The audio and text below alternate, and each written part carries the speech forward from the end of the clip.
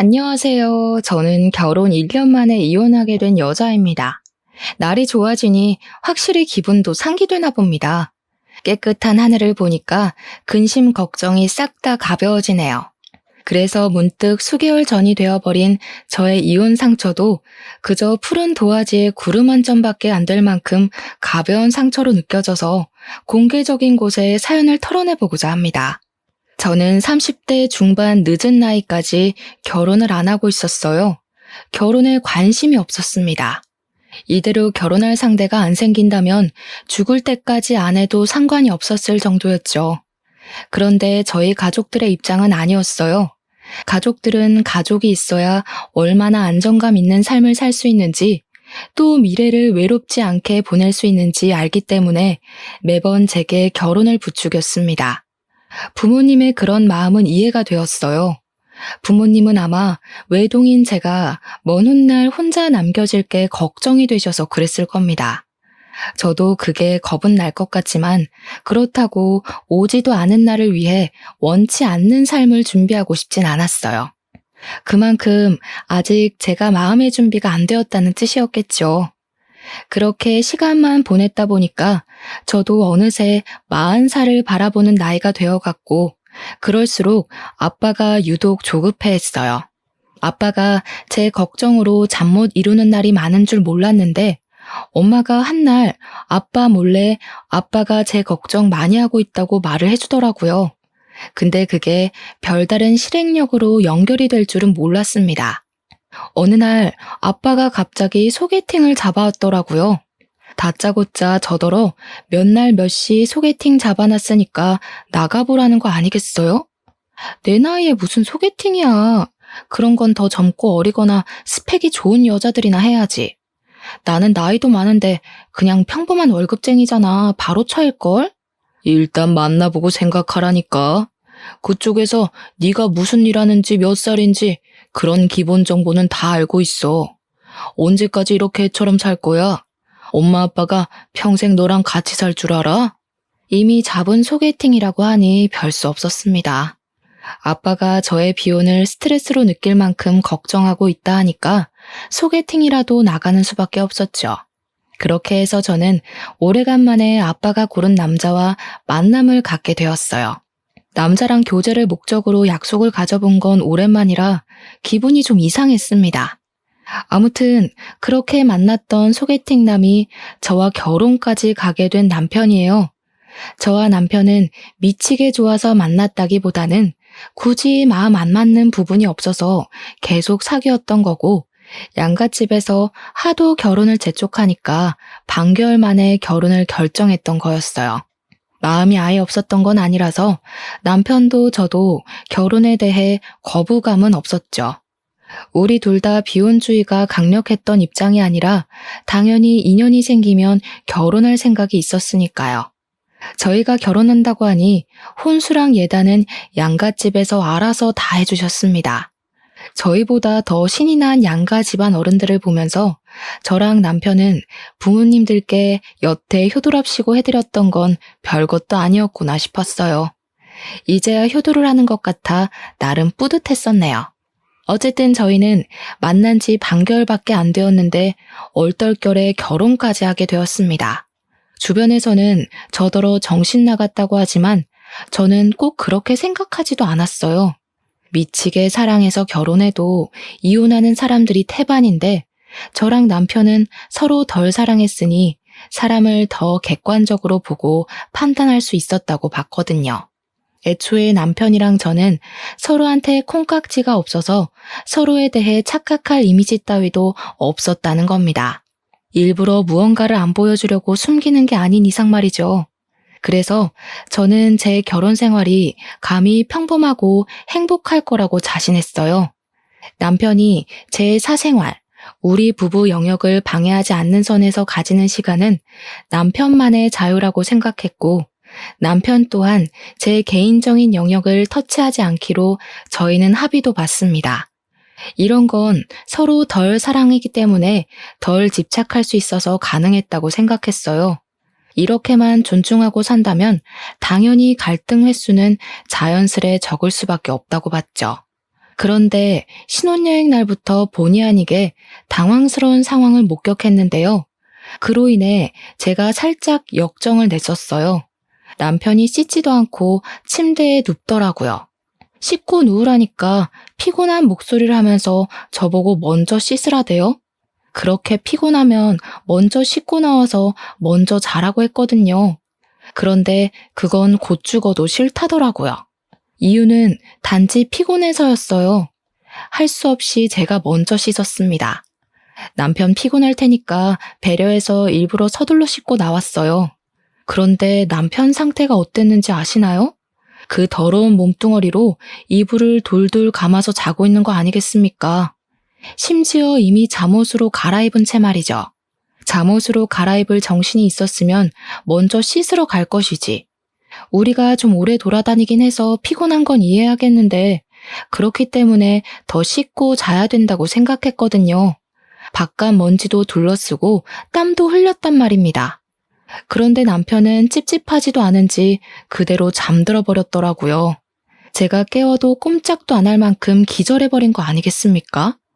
일부러 안 일어나려는 것 같기도 했어요.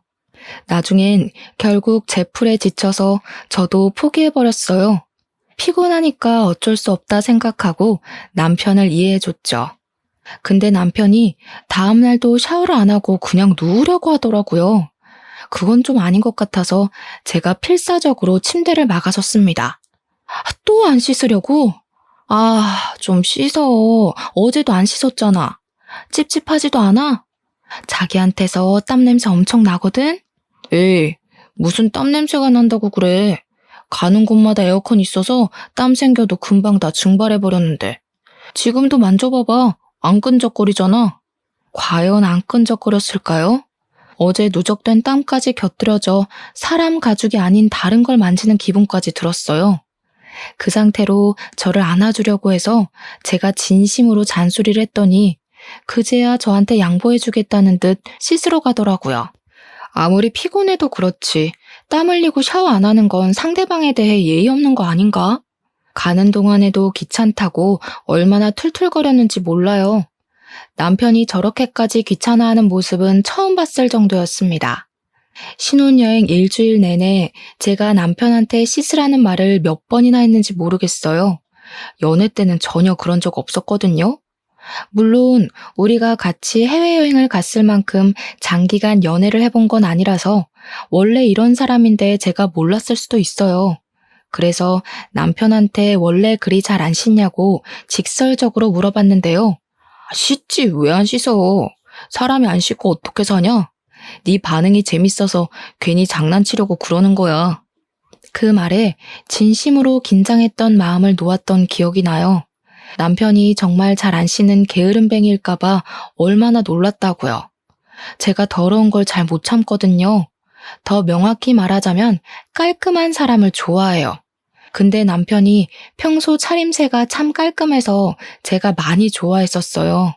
그건 남편과 결혼하기 전까지 반개월 연애하면서 제가 많이 칭찬해줬던 부분입니다. 그래서 남편이 신혼여행 오자마자 갑자기 색다른 면모를 보여주길래 당연히 진짜 모습이란 생각을 못했죠. 그렇게 깔끔하던 사람이 순식간에 더러워지다니 단순히 신혼여행만의 문제라 생각하며 신혼여행 다녀오고 나서 남편 등짝을 한번 패주는 걸로 그 문제를 넘겼습니다. 그런데 혼란스럽게도 남편은 신혼여행 이후로도 더러운 짓을 멈추질 못했어요. 제 반응이 재밌다는 걸 핑계로 일부러 더 더러운 짓을 계속 자처했습니다. 그때마다 제가 남편을 질책하면 남편은 그저 미안하다고 실실 웃을 뿐이었죠. 그래도 그때까지는 여전히 남편이 장난치는 거라 생각했었어요. 그러나 본격적인 부부 생활을 시작하면서 저는 남편이 씻는 것에 진심으로 게으르단 걸 알게 되었습니다. 제 반응 때문에 장난치는 것이 아니라 제 반응을 핑계대면서 진짜 귀찮아하는 것이란 걸 눈치챘단 거죠. 어느 날 하루였어요. 남편이 자기 전에 화장실을 다녀오는데 회색 바지에 물기를 묻혀온 겁니다. 심지어 손을 바지에 벅벅 닦으면서 들어오더라고요. 잠자리를 준비하던 저는 남편을 보면서 순간적으로 몸을 일으켰어요. 바지 앞에 물 뭐야? 설마 소변 아니지? 설마 다 큰 어른이 그렇게까지 칠칠 맞은 짓을 했을까? 손 씻다가 흘린 거야? 소변 맞는데? 실수로 좀 묻었어. 여자들은 모르는 남자만의 고민이야. 이런 건 예민한 부분이니까 웬만하면 지적하지 말아줘. 남편은 뭐가 그리 재밌는지 키들거리며 침대로 올라오려고 했어요. 저는 진심으로 너무 더러워서 머리털이 솟는 기분이었습니다. 얼른 일어나 남편이 침대에 못 올라오게 막았어요. 아까 손을 바지에 닦는 것 보니까 손도 안 씻은 것 같더라고요. 저는 남편을 방 밖으로 떠밀면서 가서 씻고 오라고, 안 그럼 밖에서 자게 할 거라고 내쫓아 버렸어요. 그랬더니 남편이 피곤했는지 살짝 귀찮아 하더라고요. 약간 짜증나 있는 것 같기도 했습니다. 결혼까지 해놓고 왜 이제 와서 유난이야. 더 이상 서로 잘 보이려고 안 해도 되잖아. 우리 이젠 좀 편하게 살자. 나도 너 약점 다 눈 감아 줄게. 뭘? 이건 약점이 아니라 기본 예의거든? 네가 이렇게 소변 묻히고 다니는 거 언제 나한테 보여준 적 있냐? 보고 싶지도 않은데 지금 본 것도 진짜 너무 충격적이거든? 내가 말 안 했었나? 나 손 안 씻고 네 손 잡은 적은 많은데 어쩐지 좋다고 잘만 잡길래 그런 거 거부감 없는 줄 알았네. 그 말에 제가 대꾸도 못하고 충격받고 있으니까 남편이 저를 보곤 웃음을 빵 터트리더라고요. 그러면서 저보고 자기가 손 씻었는지 안 씻었는지 모르지 않았냐면서 아주 적반하장으로 나오는 겁니다. 진심으로 기분 상한 내 표정은 보이지도 않는지 남편은 손을 씻고 방에 들어가 누울 때까지도 낄낄거렸어요. 일단 이미 지나버린 일이니까 앞으로 주의시키는 게 더 중요하다고 생각해서 저는 남편에게 확실히 제 의사를 말했어요. 그리고 저는 이날의 악몽이 겨우 불길함의 시작이었다는 게 아직도 충격입니다. 쎄한 기분에 시동이 걸리더니 시간이 갈수록 남편은 잘 안 씻는 걸로 모자라 그냥 위생 상태가 개쓰레기급이라는 걸 스스로 증명해 나갔어요. 제가 결혼한 사람이 맞나 싶을 정도로 낯설었습니다. 어째 같이 살면 살수록 모르는 이 같아지는 건지 참 알 수 없는 일이었죠. 남편은 대변도 깔끔하게 못 닦아서 이상한 냄새를 달고 다녔고 희한할 정도로 옷을 잘 안 갈아입었습니다. 그리고 신혼여행 때처럼 땀을 흘리더라도 식어버리면 샤워를 안 하는 거는 물론 하다못해 발조차도 안 씻었어요. 그래서 남편이 지나다니는 곳마다 발냄새가 온 바닥에 찍혀서 향이 진동을 합니다. 제가 씻으라고 잔소리를 해도 그때뿐이었어요.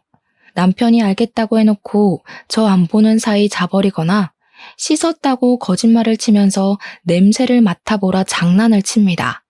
장난도 한두 번이지 사람 예민한 문제를 갖고 계속 건들면 화가 나기만 하잖아요. 언제는 시모가 우리 집을 방문했었는데요. 그날 남편도 있었어요.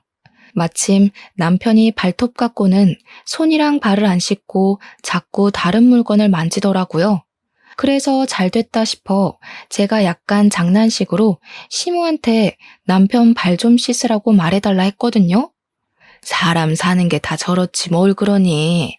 나 물건 만지는 것도 아니고 가족 건데 너 벌써 남편 머리 위에 서려고 기강 잡는 거냐? 아무리 가족이라도 남편은 발에 무좀도 있어서 냄새가 더 심하단 말이에요. 근데 그걸 씻지도 않고 그 손으로 이것저것 만진다고 생각해보세요. 다들 가족이란 이유만으로 이거 다 포용해 주나요? 저는 이때 시모가 남편을 너무 감싸고 돌길래 굉장히 뻘쭘해서 입을 다물어 버렸지만 시간이 좀 지나서 생각해보니 아무래도 시모 마인드가 이해하기 어려웠어요. 아들이면 악취고 뭐고 다 예뻐 보이는 건가? 대체 자식의 사랑은 어디까지 뻗칠 수 있는 건가? 그런 생각을 했었습니다. 남편의 문제는 늘 심각하다 느끼고 있었지만 제가 언제 가장 심각함을 느꼈냐면요. 아무래도 신혼집이니까 저희가 집들이를 해야 했거든요. 각자 친구들을 초대했는데 남편 친구들은 잘 왔다가 갔어요. 그런데 제 친구들이 기분 좋게 집을 찾아온 날 사달이 나고 말았습니다. 다들 저희 집을 들어오자마자 갑자기 표정이 이상해지더라고요. 그러면서 신발장 앞에서 주춤거리는 겁니다. 이런 말하기 미안한데 왜 집에서 외국인 암내가 나니? 나 이런 냄새 중국에서 교환학생 다닐 때 지하철에서 맡아본 것 같은데? 야, 여기서 어떻게 살고 있어? 진심으로 토할 것 같아. 그냥 나가서 집들이 하면 안 되겠니? 친구들 반응 때문에 제가 얼마나 당황했는지 모릅니다. 친구들은 집안에서 진동하는 액취증 냄새 때문에 마치 남의 겨드랑이에 파묻혀 있는 것 같다면서 급기야 한 친구는 숨쉬기 어렵다고 못 참고 나가버렸어요. 결국 환기 다 될 때까지 우리 집에 아무도 못 들어가겠다는 사태가 벌어지고 말았습니다. 저보고 괜찮냐고 묻는 친구들에게 저는 견딜만 하다고 어색하게 웃어 보일 수밖에 없었어요. 사실 저는 악취가 나는지도 잘 모르고 있었습니다. 일단은 냄새가 심하다고 하니 창문을 열고 급히 환기를 시켰어요. 그동안의 2시간가량은 친구들을 데리고 밖에서 놀아야 했죠. 제가 그때 얼마나 쪽팔렸는지 몰라요. 창문 열고 바람 냄새 맡다가 거실 안으로 들어가니까 묘하게 액취증 냄새가 나긴 나더라고요.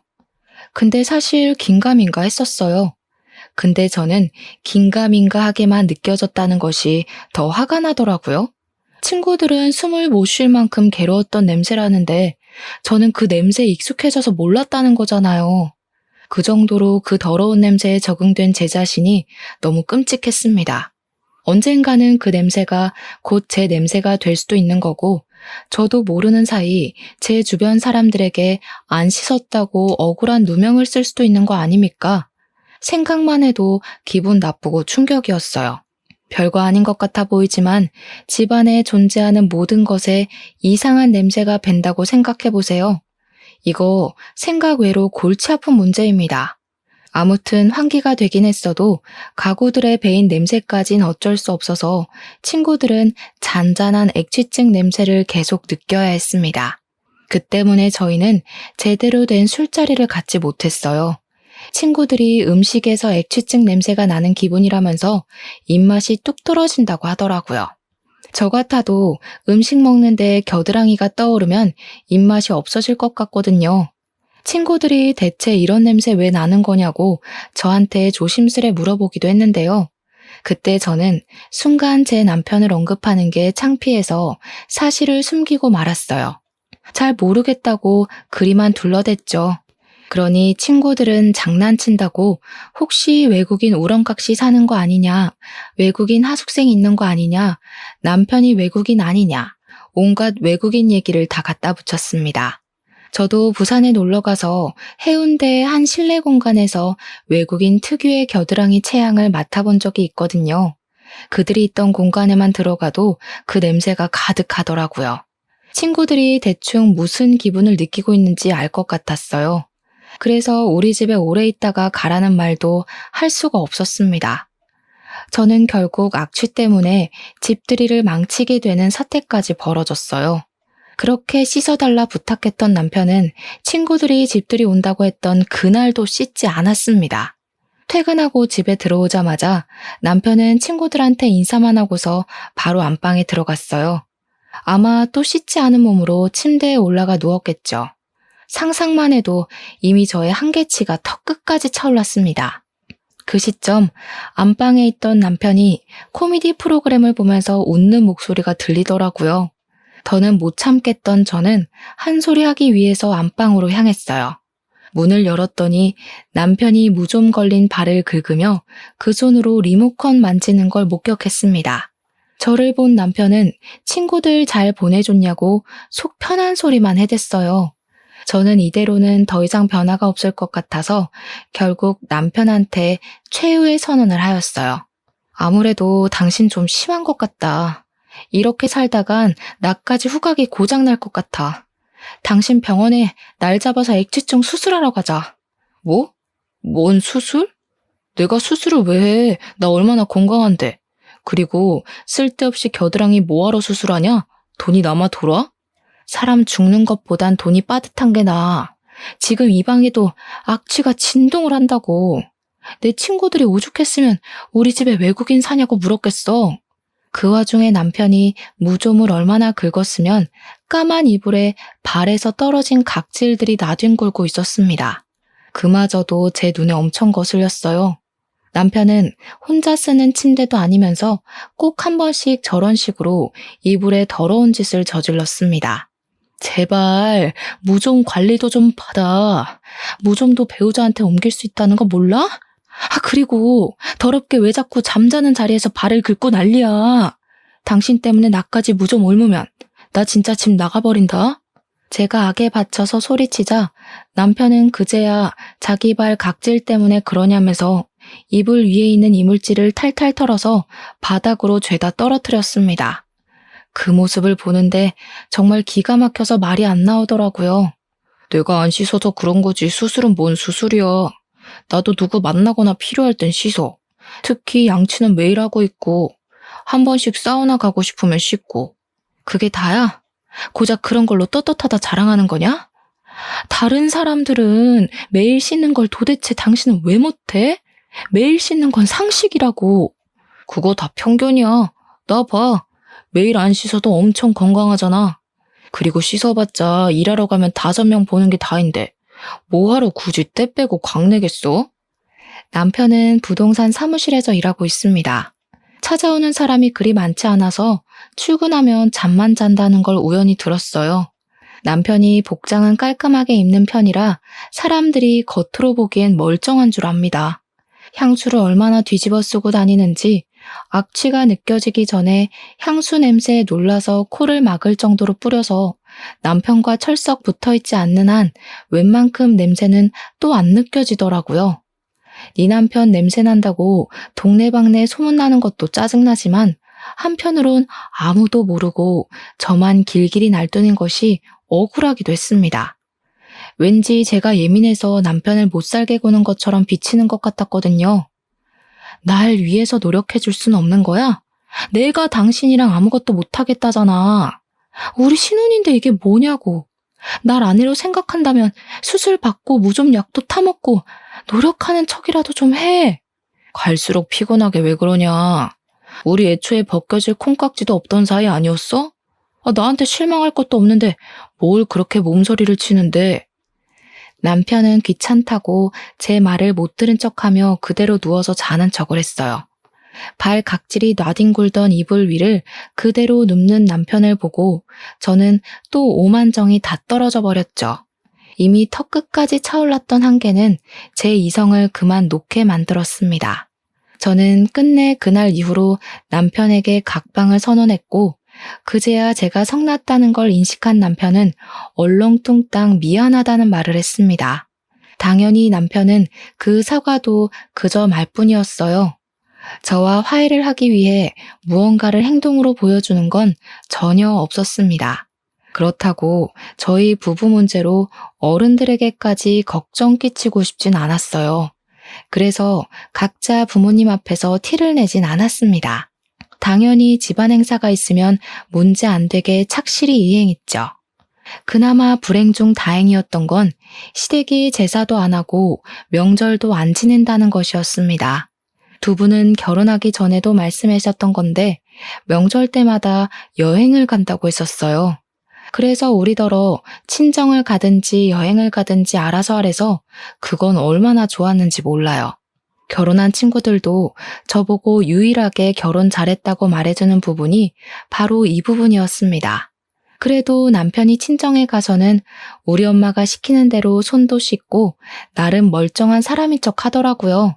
근데 그걸 보니 문득 나랑 연애할 때도 내가 보는 곳에서만 저런 식으로 멀쩡한 사람인 척 했겠구나 싶은 겁니다. 그 순간 잠깐 다스리고 있던 감정이 울컥 올라올 뻔했습니다. 뭔가 속아서 결혼한 기분이라고 해야 하나요? 신중하지 못해서 어른들 등살에 밀려 바로 결혼을 선택해버린 제 실수도 문제였지만 남편이 솔직하게만 말해줬어도 여기까지 오는 일은 없었을 텐데 아무리 생각해도 화가 났어요. 친정에 있는 동안 내내 이걸 부모님한테 일러바쳐서 합가를 해야 하나 심하게 고민했습니다. 그러나 결국엔 또 고민뿐이었죠.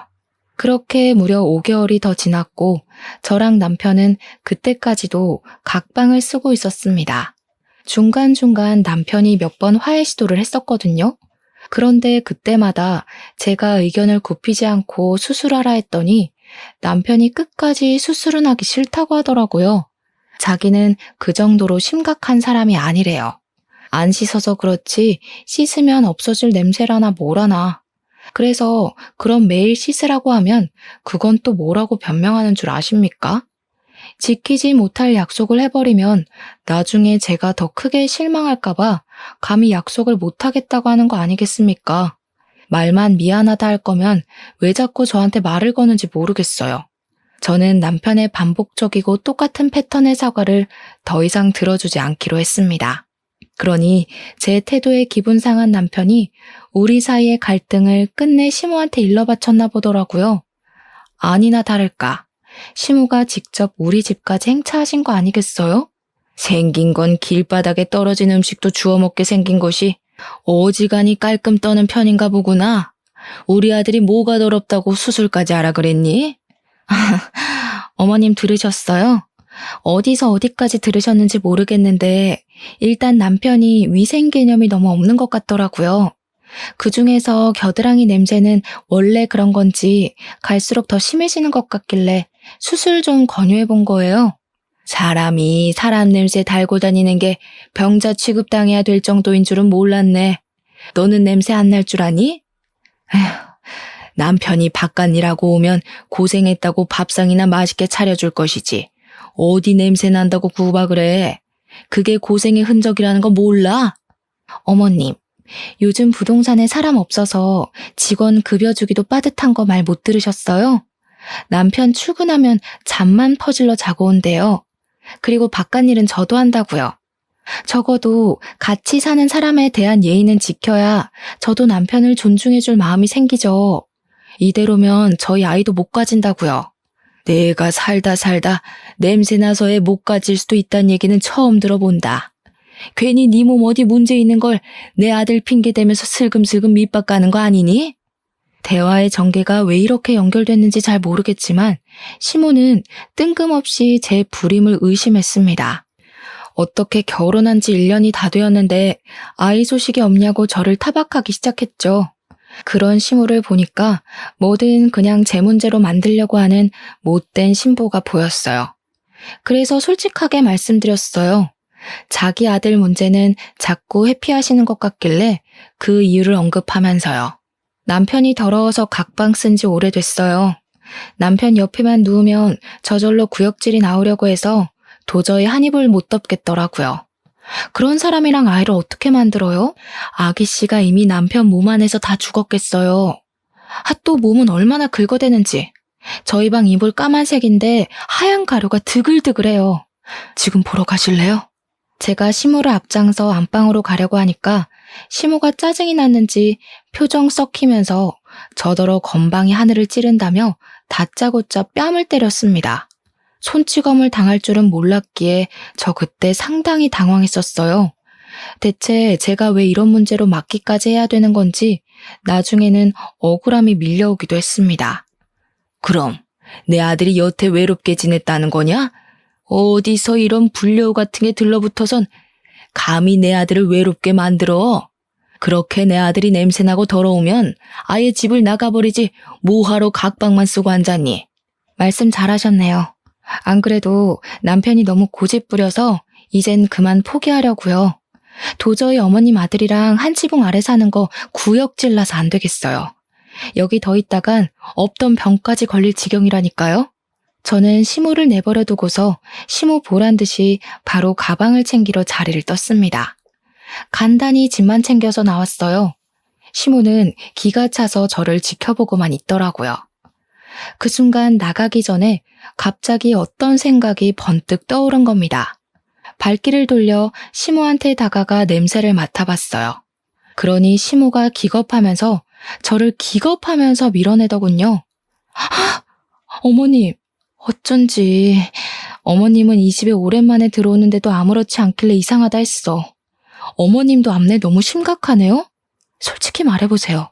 주변에 사람들 안 오죠? 곁에 왔다 하더라도 아마 다들 속으로 욕했을걸요? 어머님도 지금 아드님이랑 똑같이 병자니까. 뭐? 이 년이 진짜 막 나가기로 작정했나? 집 나가려니까 눈에 뵈는 게 없는 거야? 네 시엠이거든?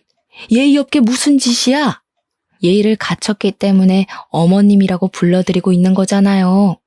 대신 이 집 문턱 나가면 더 이상 어머님 며느리 안 할 거라서 말은 예쁘게 못해요. 근데요, 지금 보니까 어머님도 냄새 심한데 혹시 그동안 시댁 못 오게 했던 이유가 이거예요?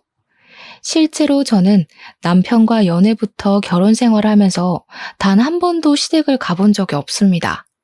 그냥 밖에서 시댁이라는 아파트 건물만 봤을 뿐이었어요. 시댁을 방문할 기회가 없었던 것도 아니었거든요. 근데 시댁과의 모든 약속은 전부 다 밖에서 해결했어요. 결혼 인사를 갔을 때도 외식을 했고, 신혼여행 다녀오고 나서 인사를 드리러 갔을 때도 외식을 했죠. 시부모님 두 분 생신을 챙길 때도 외식을 하였습니다. 제사도 안 하고 명절도 없으니 제가 몰래 시댁을 찾아가지 않는 이상 시댁을 가볼 이유가 없더라고요. 한번 가볼 마음은 있었지만 일을 다니다 보니까 귀찮아서 자꾸 미루는 바람에 그마저도 못 가봤네요. 근데 그날 시모에게서 나는 체향을 맡아보니까 설마 시댁에도 우리 집에서 나는 악취랑 비슷한 냄새가 나서 그러나 싶더라고요. 그저 추측으로 물었던 건데 시모 얼굴이 순식간에 벌개지는 것을 보니 전곡을 찌른 것 같기도 했습니다. 그건 아직도 확인되지 않은 의문이긴 하나 왠지 맞는 듯 했어요. 저는 괜히 평생 냄새에 절여서 익숙해져 온 시모가 불쌍해서 어깨를 톡톡 두들겨 주었어요. 그리곤 신발장으로 가 신발을 신었죠. 참, 손주발하셨죠? 어디서 들었는데 액취증이 유전 가능성 높다더라고요. 저 절대 어머님 집안 혈육 안 낳아줄 거예요. 애 불행하게 만들 일 있어요? 제가 볼 땐 어머님 아들은 함부로 방생하면 안 될 것 같아요. 그냥 병자 아들 끼고 끼리끼리 사세요. 괜히 남의 집 딸내미 건강 망쳐서 원망사지 마시고요. 저의 마지막 인사말에 시모는 더 이상 참지 못하고 제게 달려왔는데요. 저 얼른 현관을 빠져나와 문을 닫아버렸습니다. 계단을 뛰어내려와 버렸죠. 실내에서 시모의 목소리가 얼마나 쩌렁쩌렁하게 울리던지 그렇게 그 집을 탈출하게 되었어요. 원래는 그날 이혼을 할 생각은 아니었거든요. 남편이랑 언제 진지하게 이혼 얘기를 해볼까 날짜를 정하고 있었을 뿐이었어요. 근데 마침 시모가 찾아와서 제 속을 들들 볶아주는 덕에 무작정 저질러버린 거였죠. 어쨌든 그날 친정으로 가자마자 남편한테 곱게 합의 이혼하자고 문자를 보냈어요. 그런데 의외로 남편이 당황해서 전화가 왔더라고요. 남편이 그동안 제 잔소리를 귀찮아해서 좋아할 줄 알았는데 느닷없이 저를 붙잡는 거 아니겠어요? 무슨 소리야? 이혼이라니? 각방 쓰는 것까진 내가 봐줄 수 있는데 이혼으로 협박하는 건 아니지. 아무리 우리가 적당히 좋아하는 마음으로 결혼했다고 해도 이렇게 쉽게 이혼하는 게 말이 돼? 결혼한 지 이제 겨우 1년 넘었는데 우리가 애초에 그 정도의 마음으로 결혼한 이유가 뭐였는데 서로한테 미쳐서 결혼하면 그만큼 서운한 것도 많아서 존중도 못 해주고 마음도 빨리 식어서 그런 거 아니었어? 나도 당신이랑 살면서 이딴 이유로 이혼하게 될 줄은 몰랐다. 그러게 적당히 했어야지. 네 멋대로 하고 살 거면 결혼을 왜 했니? 이미 너네 엄마랑은 말 끝냈으니까 거기랑 얘기해.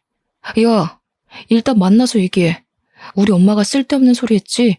엄마는 무조건 부정적으로 얘기하는 사람이라서 귀 기울여 들을 필요 없어. 내가 다시 설명할게. 나 매일 씻을 테니까 우리 천천히 얘기해보자. 남편은 제가 시모한테 혼쭐 나면 고개 숙이고 한 발 물러날 줄 알았나 봅니다. 그랬는데 제가 바로 이혼 통보를 해버리니 당황스러웠겠죠. 근데 남편이 진짜 이혼만큼은 하기 싫었나 봐요. 남편 입에서 매일 씻겠다는 말이 나올 줄은 몰랐는데 의외였어요. 심지어 필요하면 수술도 흔쾌히 하겠다고 난리대요. 수십 번이나 기회를 줬는데 절벽 끄트머리로 내몰리니까 그제야 무서운가 보지?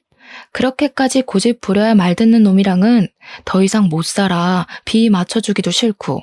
또 이미 네 엄마한테 뺨 맞은 게 기분 나빠서 어머님으로 모시고 싶지도 않아. 맞았어? 엄마가 때렸다고? 엄마가 그런 말은 없었는데. 내가 가서 혼내줄게. 내가 다 잘못했어. 너 아니면 누가 나 같은 거랑 결혼해준다고. 나 이대로 이혼하면 죽을 때까지 혼자 살아야 될지도 몰라. 그게 내가 바라는 거야. 넌 제발 결혼하지 말고 혼자 살아줘. 그 썩은 몸뚱아리를 또 누구 주려고. 너 하나 살자고 다수를 죽이는 건 좀 아니지 않아? 대체 어쩌다가 그 지경으로 컸는지 모르겠는데 제발 이 계기로 위생 개념 좀 갖췄으면 좋겠다. 남편은 제 말에 더 이상 매달리지도 않고 아무 대답이 없었습니다. 답이 없길래 저도 그냥 합의서 도장 찍을 일 생기면 연락하라고 말한 뒤 끊어버렸어요. 그 뒤로 한 일주일은 지났을 겁니다. 남편은 이혼 안 해주고 그 정도만 버티다가 결국 자기도 어쩔 도리가 없었는지 도장을 찍었어요. 어떻게 보면 더러운 부분 말고는 잘 맞았으니까 결혼까지 간 게 아닌가 싶은데 한편으로는 더러운 것이 드러나자마자 좋았던 장점이 다 가려질 만큼 단점이 컸다는 거잖아요. 그렇기에 아쉬운 이유는 아니었습니다. 다만 사람 대 사람으로서 그런 식으로밖에 못 살고 있는 남편의 인생이 안타깝긴 하네요. 자기가 이혼당한 이유를 부디 수치스러워해서 앞으로는 관리 좀 하길 바랄 뿐입니다. 속은 시원했지만 저도 이혼을 했다는 것 자체는 참 상처고 속상한 일이었습니다.